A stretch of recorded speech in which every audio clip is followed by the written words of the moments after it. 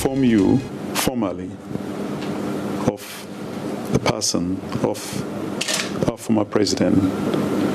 The family is led by Colonel Agbochi. At this juncture, the spokesperson, Mr. Blagoji, is being kindly invited to speak. Mr. Blagoji.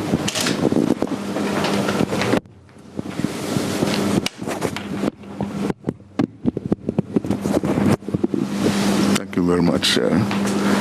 His Excellency, the President of the Republic of Ghana, President Akufo-Addo,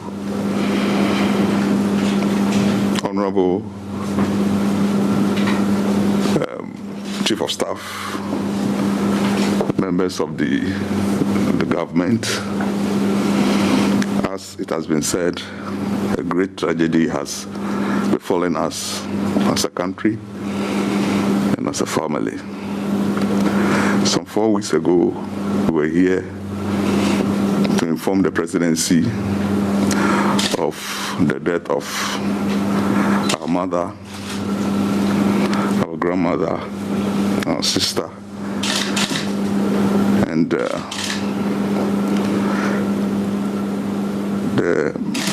president, because of his special love for the ex-president, the former president, assisted us a lot in the burial of our mother.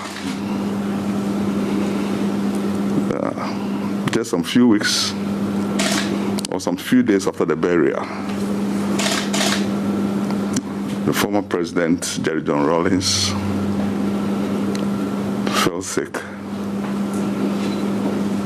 and was hospitalized. A lot of efforts were made. I know the president was in touch with his brother. Little did we know that the former president will leave us. So we've come here formally to inform the president and the entire government that this is what has happened. It is true. Jerry John Rawlings is no more. And we deem it appropriate to come and inform you officially. And with me, the delegation is Colonel Joshua Botri, Honorable Senator Rawlings, Mr. Michael Susudis, Santua Rawlings, Amina Rawlings, and then Celia Aholu, and then Richard, Uncle Richard, Bill Captain Richard Fojo. So we've come this evening to formally inform you of what has befallen us and has befallen the nation. Thank you very much.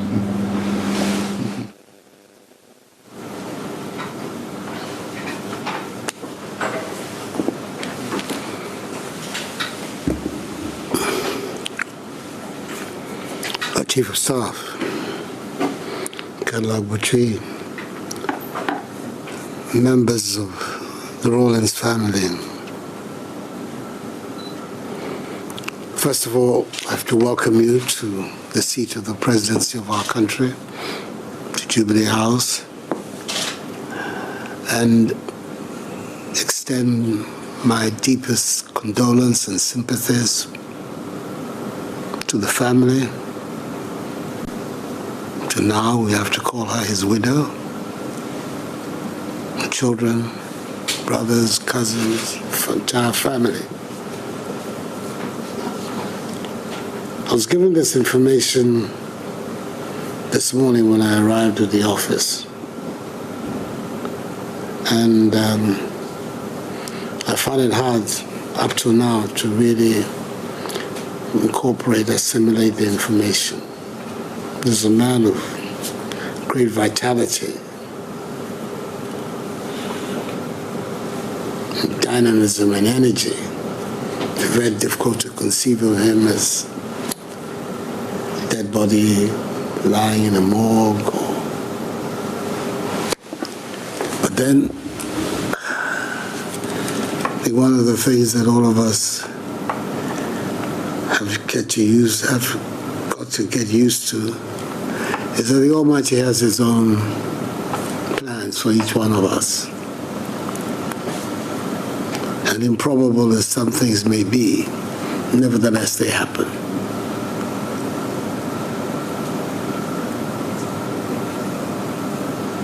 It's a moment for reflection and for continuing to believe in His purpose, that He has a purpose for each one of us.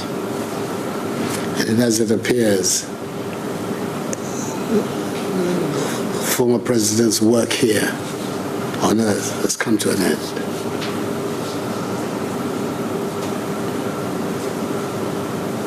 He and I had a tempestuous relationship going over many, many years.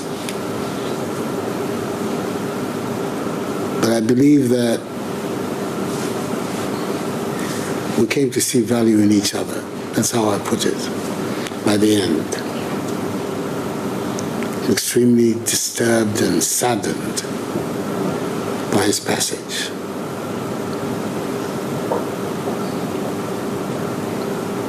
He's not an ordinary Ghanaian. He was the first president of our Fourth Republic, a man who held the supreme office in Ghana, and therefore his passage has to be a matter for the Ghanaian nation. I know the feeling of family on such an occasion,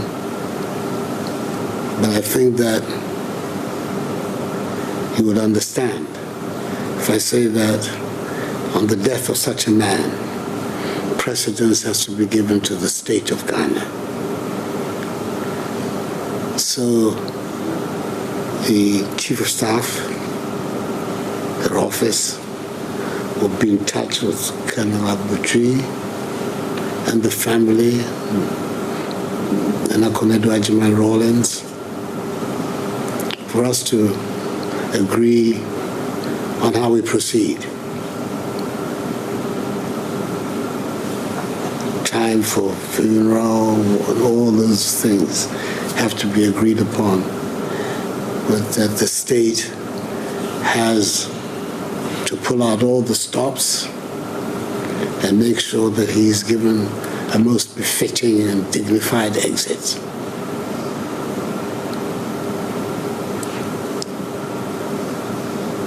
I'm determined to do that.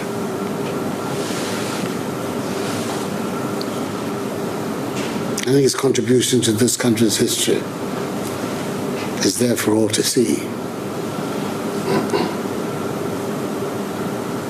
And at the end, if he's had to leave, I think a grateful nation should show its appreciation of him in the manner in which it organizes his send-off.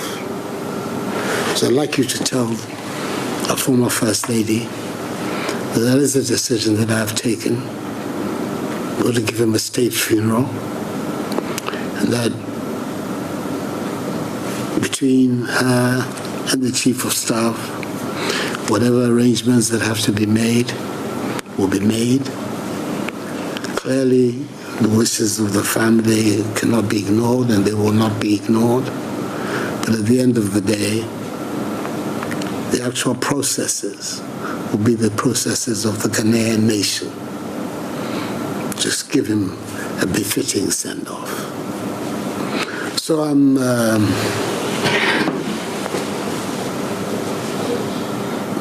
appreciate very much your coming to inform me fully and formally of this development.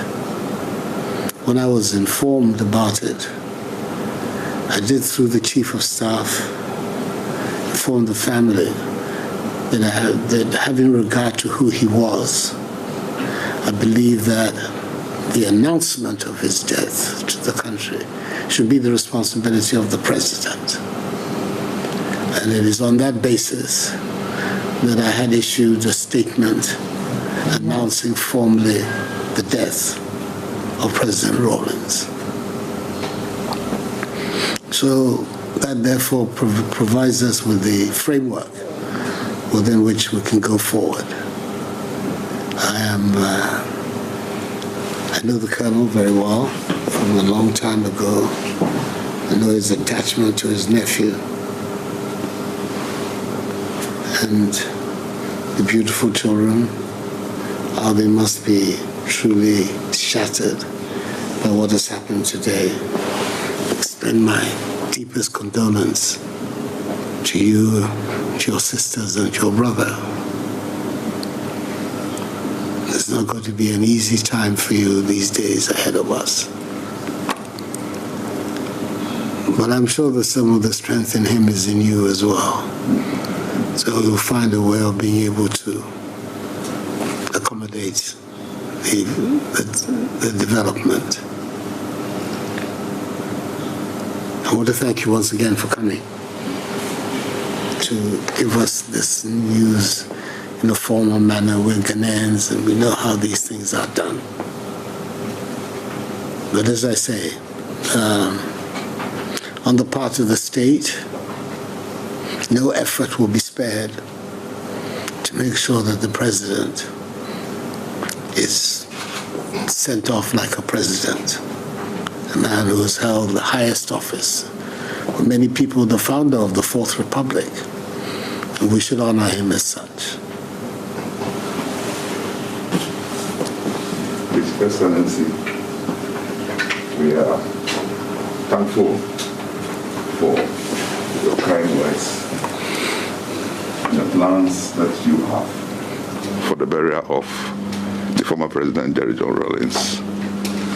Our hearts are very heavy at this time, and we just want to say thank you for all the promises, and we hope we'll give our brother fitting burial.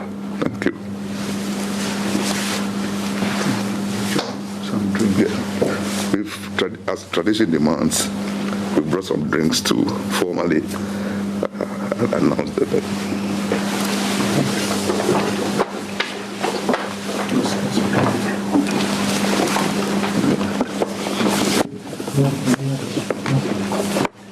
So this one has a